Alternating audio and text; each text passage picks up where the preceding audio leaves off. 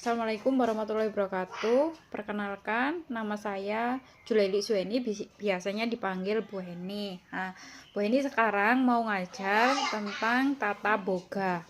Nah, di sini bagi teman-teman ikuti ya pembelajaran terkait tata boga. Bu Heni akan menjelaskan terkait tata boga. Tata boga adalah seni dan ilmu dalam menyiapkan suatu hidangan atau masakan yang nikmat atau yang istimewa yang bisa dihidangkan. Salah satunya yang bisa menarik peminat atau yang ingin makan, contohnya pembuatan cemilan tradisional, makanan masakan tradisional atau masakan yang biasa kita makan sehari-hari, kue atau apapun itu ya. Terus cemilan ini tidak hanya lezat tetapi juga kaya akan sejarah dan budaya. Jadi makanan yang ada di Indonesia itu banyak banget ragamnya, dari masakan Jawa, Padang, Sunda, Madura, dan Papua, mungkin Sulawesi, papeda atau segala macam. Ada nasi jagung, nasi putih, ada berkedel atau segala macam. Nanti bisa dipelajari sendiri ya terkait jenis-jenis makanan apa aja. Nah, di sini nanti teman-teman akan belajar terkait jenis Bu Heni memberi contoh membuat cemilan. Nah, di sini ada berbagai macam jenis cemilan tradisional Indonesia, yaitu kue tradisional, ada seperti nastar, apem, kue lapis, lemper, dan banyak lainnya ya. Yang kedua, itu ada gorengan, misalnya ada goreng pisang, cireng, bakwan, terus apa lagi ya? Apa ya? Apa ya? Selain pisang goreng, ada ketela goreng dan macamnya ya. Ada ayam goreng juga wis yang terkait penggorengan. Nah, ketiga itu ada keripik atau kerupuk. Berbahan dasar itu biasanya ada singkong, ubi, terus nasi bisa kentang, terus dari apa? Ubi-ubian ya, talas itu pokoknya terkait dengan ubi-ubian itu banyak banget ya. Kalau kerupuk itu biasanya bahan dasarnya dari tepung. Nah, yang keempat adalah jajanan pasar, contohnya ya tadi jajanan pasar ada klepon, lupis, jenang, terus apa yang lemper gitu ya, dan banyak lainnya. Oke, bahan-bahan dasar pembuatan cemilan itu, satu bahan utamanya itu pasti ada tepung beras, tepung ketan, ubi, singkong, pisang, dan sebagainya. Nah, biasanya itu biar lebih nikmat pembuatan cemilannya biasanya diberi kasih bumbu atau penyedap rasa. Nah, pasti udah tahu dong penyedap rasa itu ada apa aja. Nah, di sini bumbu-bumbu atau penyedap rasa gula, ada garam, santan, pewarna alami, dan rempah-rempah. Lah, di sini gula itu pasti rasanya manis ya. Gula itu ada gula dari tebu, ada juga dari aren juga.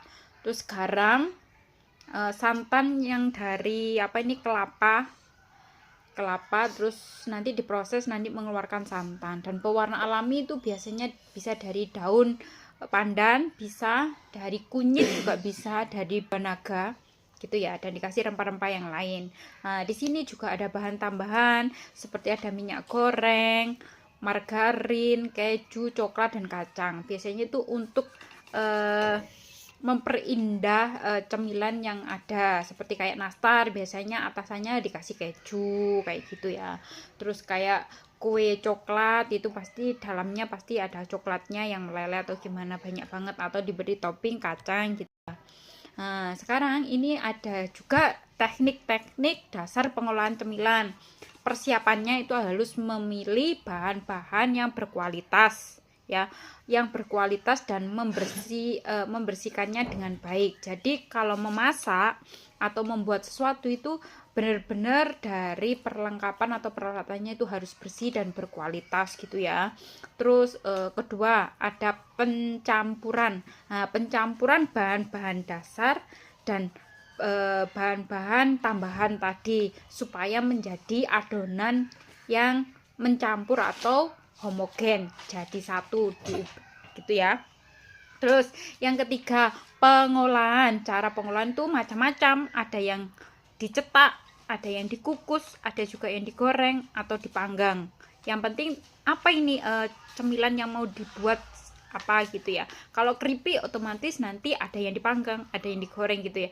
Kalau kita mau bikin kue kukus otomatis ya dikukus dulu atau nanti bikin dipanggang pakai oven kayak gitu ya. Terus ini ada resep-resep cemilan tradisional yang sangat populer.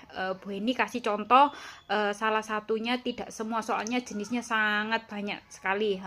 Bu ini memberi contoh kue lupis. Kue lupis itu bahan dasarnya dari beras ketan yang dikukus dengan daun pisang gitu ya, biar aroma daunnya itu keluar dan enak sekali itu ya untuk kue lupis. Untuk pisang goreng, pisang goreng itu dilihat dulu, pisangnya itu dibalut dengan tepung atau adonan, terus dikasih gula, garam atau yang tadi bumbu-bumbu itu tadi supaya crispy kalau di apa ini digoreng, nanti kalau hasilnya biar crispy enak gitu ya. Terus lagi ada onde-onde. Onde-onde itu terbuat dari beras ketan, isinya itu gula merah yang dibalut dengan parutan kelapa. Jadi disatukan jadi satu, kelapanya itu diparut terus dikasih gula, terus di apa ini tongseng atau digoreng gitu ya, biar menyatu atau lebih tepatnya lebih jadi homogen tadi, diaduk terus nanti bisa dimasukkan ke dalam onde-onde itu tadi ya. Untuk singkong, onde-onde itu biasanya ada yang isi kelapa, ada juga yang isi kacang hijau juga, terserah seleranya mau yang gimana gitu ya. Sekarang untuk singkong keju, pasti bahan dasarnya adalah potongan singkong, terus direbus, dibaluti dengan keju gitu ya. Ini contoh.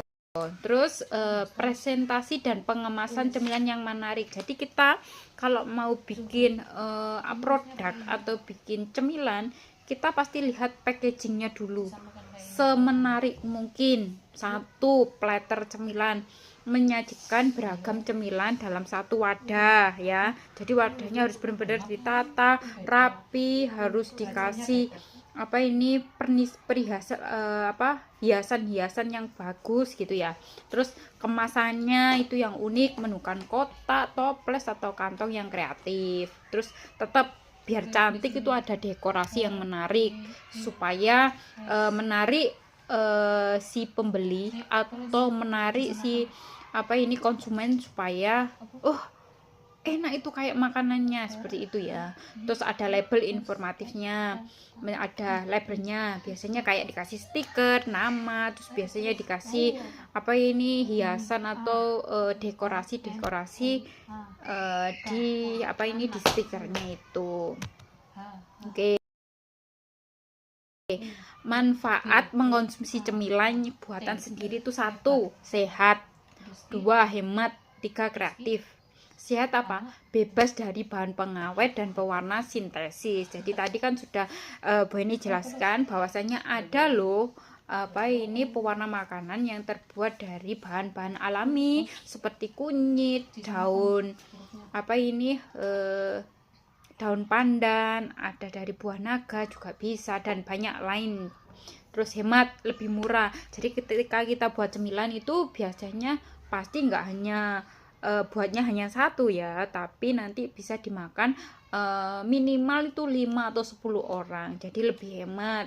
Biasanya kalau beli di luar itu donat itu satu 3.000, tapi kalau kita buat sendiri nanti bisa lebih dari satu piece, lebih dari itu ya, jadinya kita lebih hemat. Terus kreatif, mengasah kreativitas dalam meracik resep. Kalau kita sering memasak, kita sering meracik membuat sesuatu, pasti akan kita hafal nih secara sendirinya apa garamnya seberapa, telurnya seberapa, pewarnanya harus seperti apa, terus bahan-bahan dasarnya itu kayak tepungnya seberapa, gulanya seberapa, biar nanti rasanya nikmat atau sesuai selera yang masing-masing gitu ya. Penting nggak sih mempelajari tata boga? Pastinya penting, soalnya kita di kehidupan sehari-hari juga sering dong apa ini membuat sesuatu, kita pasti sering ke dapur, meskipun itu di dapur itu masak mie instan, bikin air rebus, bikin telur ceplok, itu pun juga kita sudah mulai mengenal sejak kecil. Oh, telur ceplok itu harus pakai minyak dulu atau pakai margarin, pasti bahan dasarnya adalah telur, seperti itu ya contohnya.